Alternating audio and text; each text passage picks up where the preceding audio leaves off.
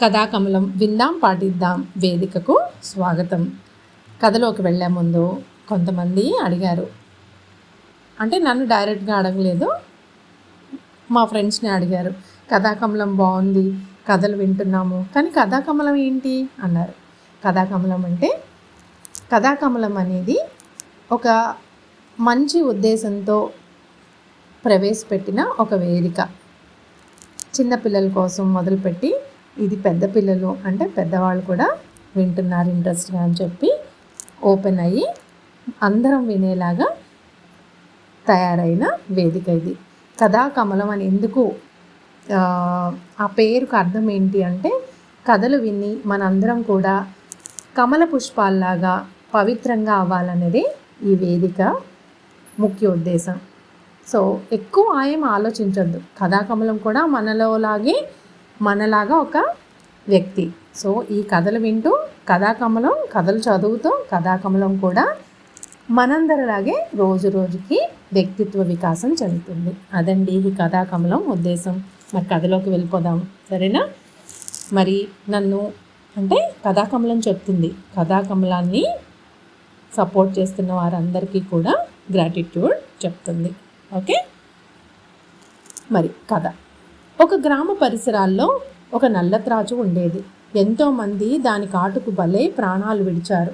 పాము భయంతో చిన్నపిల్లలు ఉన్న కుటుంబాలు ఆ ఊరును వదిలి వెళ్ళిపోయారు. నల్లత్రాచు వల్ల ఆ ఊరిలో అభద్రతాభావం పెరిగిపోయింది. అభద్రతాభావం అంటే ఇన్సెక్యూరిటీ. ఒకరోజు ఒక సాధువు ఆ గ్రామం వచ్చాడు. ప్రజలలో ఉన్న నల్లత్రాచు భయాన్ని తెలుసుకొని జాలిపడ్డాడు. వారికి సహాయం చేయాలని నిర్ణయించుకున్నాడు. సాధువు పాముని వెతుకుతూ దాన్ని పుట్ట దగ్గరకు వెళ్ళాడు. అడుగుల శబ్దం వినగానే పాము కోపంగా బుసకొడుతూ పుట్ట నుండి బయటకు వచ్చింది. బుసకొడుతూ అంటే పాము బుస్ అంటుంది కదా, అది. పాము అంటే భయమా మీలో ఎవరికైనా? చెప్పండి. కాటు వేయడానికి పడగెత్తిన పాము ఆ సాధువు కళ్ళల్లో కనిపిస్తున్న మహిమకి చప్పున పడగ దించేసుకొని చలనం లేనట్లు నిలబడిపోయింది. అప్పుడు పాముతో, నిష్కారణంగా మానవుల్ని కాటు వేయడం న్యాయం కాదని, దానివల్ల నీవు చాలా పాపం మూట కట్టుకుంటున్నావని పాముకు బోధించాడు. సాధువు చెప్పిన మాటలతో పాములో చాలా మార్పు వచ్చింది. బాగుంది, పామే మారింది, మరి మనం మారకుండా ఉంటామా? చూద్దాం, మారుతామో మారమో. ఇక ముందు ఎవరిని కాటు వేయనని సాధువుకు మాట ఇచ్చింది పాము. పాముతో భయం లేదని ఆ ఊరి ప్రజలతో చెప్పి అక్కడ కొన్ని రోజులు ఉండి సాధువు వెళ్ళిపోయాడు. 1 నెల తర్వాత తిరిగి సాధువు ఆ ఊరికి రావడం జరిగింది. ఊరిలోకి అడుగు పెట్టగానే ఆయనకి ఒక దారుణమైన దృశ్యం కనపడింది. ఒకప్పుడు అందరినీ భయపెట్టి నిద్ర లేకుండా చేసిన నల్లత్రాచుని కొంతమంది యువకులు, పిల్లలు రాళ్లతో కొడుతూ ఉంటే ఆ పాము నిశ్శబ్దంగా దెబ్బలను భరిస్తుంది. సాధువు వాళ్ళని మందలించి ఇళ్లకు పంపేశాడు. గాయాలతో రక్తసిక్తమైన నల్లత్రాచు సాధువు వైపు దీనంగా చూస్తూ, రక్తసిక్తమైన అంటే it was into blood, right? స్వామి, ఎవరినీ కాటు వేయరాదని మీరు చెప్పారు. ఆ రోజు నుండి మీ ఆజ్ఞను పాటిస్తూ వచ్చాను. మనుషుల జోలికి వెళ్లకుండా కప్పలను, చిన్న చిన్న పక్షులను భుజిస్తూ అంటే తింటూ నా మానాన నేను బతుకుతున్నాను. కానీ ఎప్పుడైతే నా వల్ల ప్రమాదం లేదని తెలిసిందో అప్పటి నుండి నాకు కష్టాలు మొదలయ్యాయి. నిష్కారణంగా నా దగ్గరకు వచ్చి నా మీద రాళ్ళు విసురుతున్నారు ఈ మనుషులు. మీరే చెప్పండి అయ్యా, ఒకప్పటి నా మార్గం సరైనదా కాదా అంది. చూసారా అల్ల పిల్లలు, అది విషయం.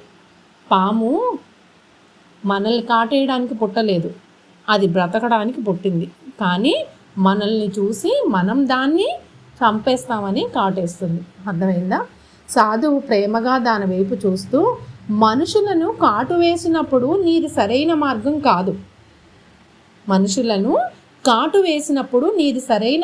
కాదు. అంటే వాళ్ళు ఏమీ చేయకుండా నువ్వు కాటేయటం మంచి మార్గం అయితే కాదు. నిన్ను కాటు వేయకూడదని చెప్పానే కానీ ఆత్మరక్షణ కోసం బుసకొట్టకూడదని చెప్పలేదు. హింస నుండి నిన్ను నువ్వు రక్షించుకునే హక్కు నీకు ఉంది అని చెప్పాడు సాధువు. అబ్బా, చాలా తెలుసుకుందాం కదా.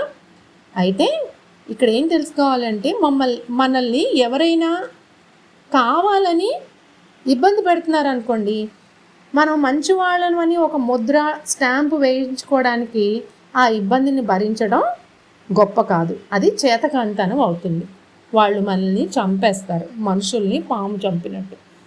అర్థమైందా పిల్లలు పెద్దలు? సో హింస అంటే శారీరక హింస ఒకటే కాదు, మానసిక హింసని పెట్టే వాళ్ళని భరించటం కూడా చాలా చాలా చాలా తప్పు. ఏ హింసని కూడా మనం భరించకూడదు. అలా భరించకుండా ఎదురు తిరిగే హక్కు మనందరికీ ఉంది, మనకే కాదు ఏ జీవికైనా ఉంది. దీన్ని బట్టి మనం 2 నేర్చుకున్నాం. ఒకటి, ఏ జీవిని మనం హింసించడానికి హక్కుదారులం కాదు, అలాగే ఏ జీవులు కూడా మనల్ని హింసించడానికి హక్కుదారులు కాదు. One should take the liberty of securing self.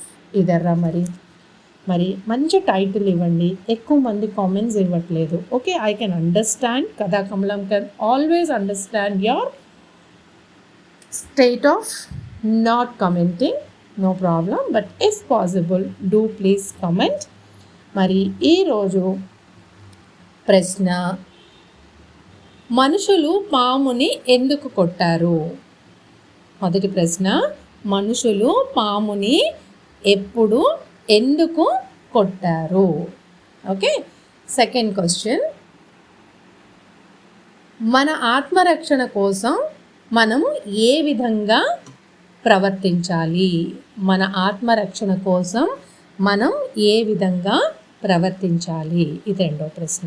మరి ఉంటాను. కథ కొంచెం పెద్దదైంది ఈరోజు, కానీ పర్వాలేదు, ఎందుకంటే మనం కథాకమలాలం కదా.